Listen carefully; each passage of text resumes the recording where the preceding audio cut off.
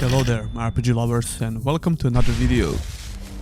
Here, a man gets what he earns.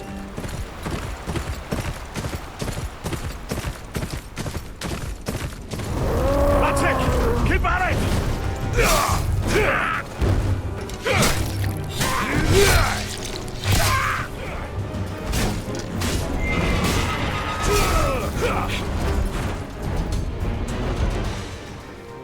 Your tax is some northerners you are. Game of Thrones King's Road is the upcoming action RPG that I've been playing for the last 3 days on my PC. This game is currently in closed beta phase that will end on 21st January and it's currently available for PC and Android. I managed to get the access for the closed beta and I played it quite a bit, so I'm going to tell you everything I experienced so far and my general impressions. This is as far as we'll go. That's Winterfell down there. I made a video about all Game of Thrones RPGs and even some RTS games last year. And one of the things I said in that video was something like, I wish we could get a full-blown open world action RPG in the Game of Thrones universe.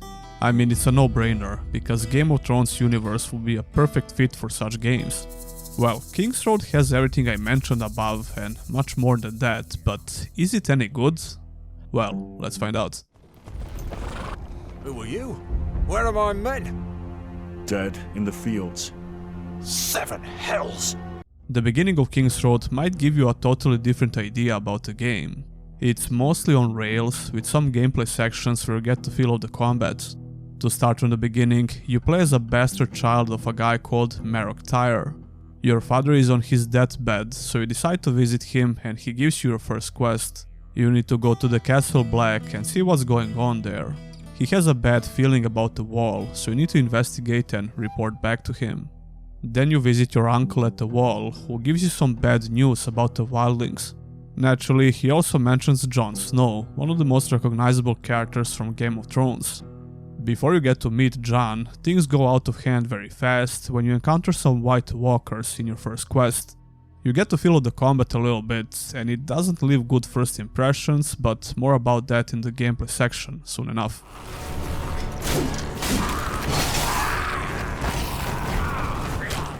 Oh, by the way, there are 3 different classes to play: Sellsword, Assassin and Knight. I only play with the Knight so far, so that's what I'm going to talk about. You also get some decent options for character customization. It's nothing crazy like Dragon's Dogma 2 for example, but it's good enough if you ask me. Anyway, long story short, you go through a couple of these very linear sections, only to meet our boy Jon Snow so he can say the thing. Jon, I will see it done. What do I tell my father? Tell him that, like it or not, winter is coming. Your goal essentially is to unite all the houses, I guess, and from now on you will travel to different locations on the map and do various quests for various people. The tutorial doesn't end here, and the game will try to teach you about all features as you do these quests, and it does it in the worst way possible if you ask me. It just shows you what to click basically, just like the majority of annoying mobile games. If you didn't notice already, King's Road is not a very good looking game. I think some major characters look decent, but this only gets worse after you meet more characters in the story.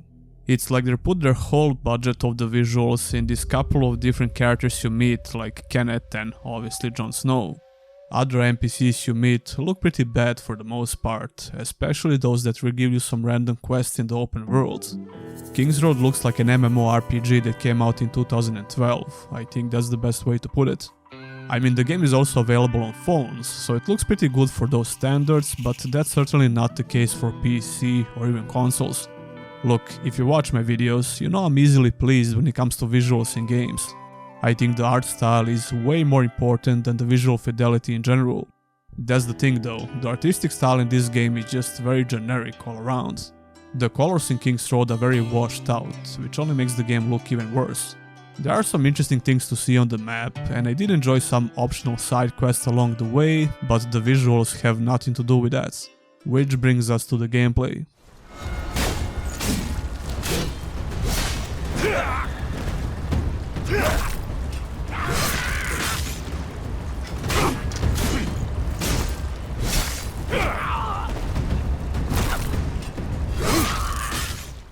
There is a simple combo system with 2 buttons, and you get 1 skill in the beginning. You will unlock more active skills as you play the game and more combos, as well as a couple of different layers of progression. By the way, I played with my Xbox controller on PC and it works fine. The combat also features a dodge and a block, and only one of those mechanics is actually useful. I'll let you try to guess which one.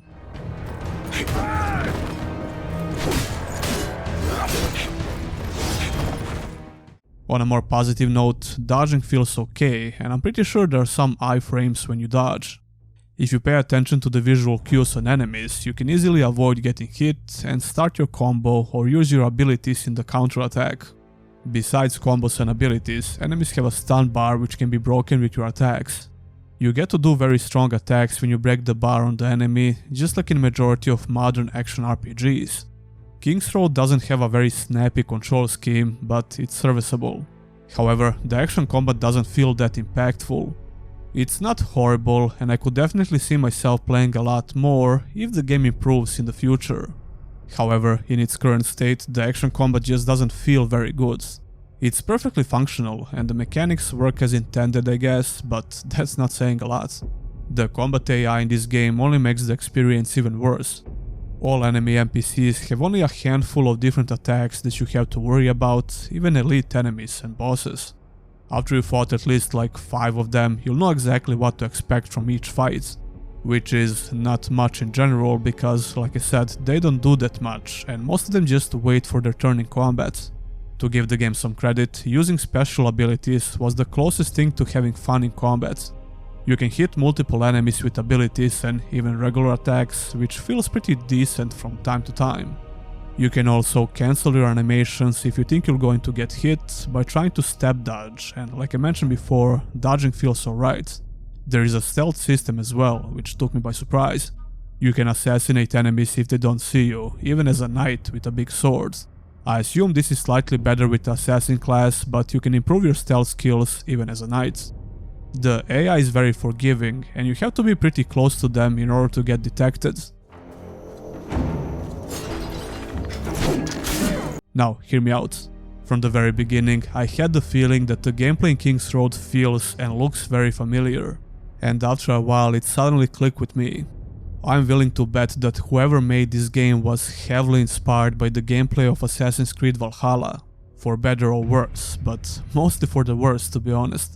I know some people really didn't like the gameplay in AC Valhalla, and I don't blame you if you didn't.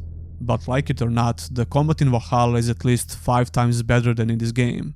It's faster, it makes more sense, and it has much better progression, and all the mechanics feel much better in general. So, if you played AC Valhalla and hated the combat, you should probably avoid this game at any cost, because it's like you're playing a much worse version of it. Even if you loved AC Valhalla, like me, you will not have much fun with the combat system in King's Road.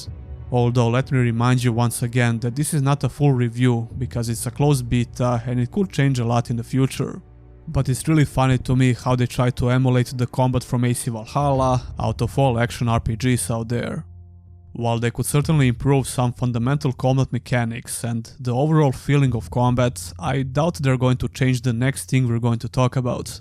And that will be the character progression system and some other features on top of it. It seems like King's Road took some pages from gacha games, to put it lightly. While you're definitely going to find a lot of gear to equip on your character, which is crucial for progression by the way, the visual progression is almost non-existent. As in, regular items you get normally while playing the game won't change your appearance at all. That's extremely disappointing for me because I hold visual progression in very high regards. In fact, it's one of the main reasons why I like gameplay in RPGs, it's essential in my book. Well, you will need to buy outfits in the game if you want to look different, although the store is not available in the current state of the game. And of course, there are things like daily login rewards, mount skins and so on. But the dumbest thing in the game is the actual character progression system. Long story short, there is a stat called momentum, and it's all you should worry about. You need enough momentum for certain main quests and dungeons. If you show up with lower momentum than recommended, you won't deal any damage to NPCs. It's a simple scaling system basically. I played the game like any other RPG. I did the main and side quests, did a lot of exploration and other activities. up to the point where I hit the brick wall with the main quest because my momentum was much lower than recommended. It seems like the game wants you to do a bunch of other activities on the map so you can raise your momentum for the main story. Now listen, I actually think the side content in this game is more interesting than the main quest. I had some fun with side quests and random activities I found while exploring, but the side content is not good enough to justify the grind for momentum, and I assume it will only get worse as you play. I know this is still early game, I mean it's not like I played it for 50 hours. I think I had around 15 in total before I made this video. I'm not even going to bother with talking about these other layers of progression like the skill tree, which gives you some passive stat increases, or these other items you have to get to increase the power of your abilities. You'll find plenty of them while doing various activities on the map, by the way. But all of that feels almost pointless because of the momentum, which is obviously everything you should care about. By the way, calling the main stat in your game momentum is so fucking lame. Anyway, the same can be said about artifacts, which is just another item you get to equip, or sigils. These items increase your other stats as well, but like I said, none of that feels that important for progression without momentum. Don't underestimate northern bastards. There is a multiplayer aspect as well, like Alliance, which are basically guilds or dungeons that I mentioned before. I completed a dungeon with random party and we managed to kill this damn bird. It only has a couple of mechanics you have to worry about, and you just have to do a lot of damage to it in between those mechanics. There is no holy trinity in dungeons like in MMOs or anything similar to that. You all just do damage and it seems like the boss just picks a random target. Maybe these other bosses will be much more interesting, but even if they have some amazing mechanics, it won't fix the horrible character progression system. Besides dungeons, you'll fight elite and boss NPCs in the quests, but in my experience so far, all of them fight exactly the same. No variety whatsoever, it becomes very boring very fast. If you want me to be optimistic a little bit, all of this can be improved in the future, and I really wish it would.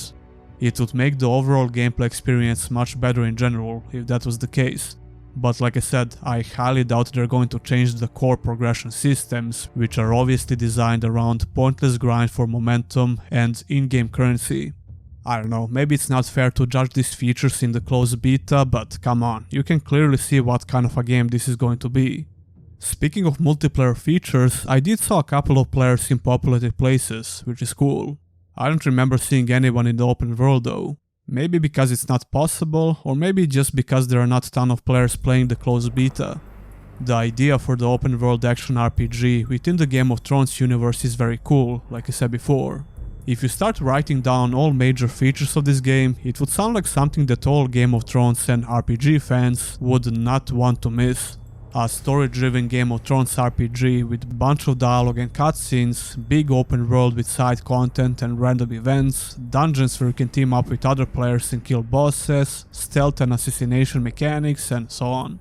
But the majority of those features are painfully mediocre at best. The combat is not horrible, but it's also not that good, especially because every encounter plays out the same, and I doubt it will change a lot later in the game. We don't know how it's going to be on higher levels, and I assume that bosses and elite enemies will have more variety, or at least a couple of more moves. I mean, if I manage to get bored in beta after about 15 hours, I won't be highly optimistic about the full release of the game. Look, if you take such a huge IP, people are going to have certain expectations. I didn't have high hopes for this one, but I still managed to get disappointed quite a bit. I might return to this game in the future and see if it's going to be improved, but I highly doubt that's going to be the case. Anyway, tell me what you think about the new Game of Thrones RPG, and be sure to watch that other video I mentioned if you like Game of Thrones. Winter is coming. Anyway, make sure you subscribe if you like my content, and if you're truly feeling generous, you can always become a YouTube member or a Patreon. Massive thanks to all my current supporters, and I'll see you in the next one.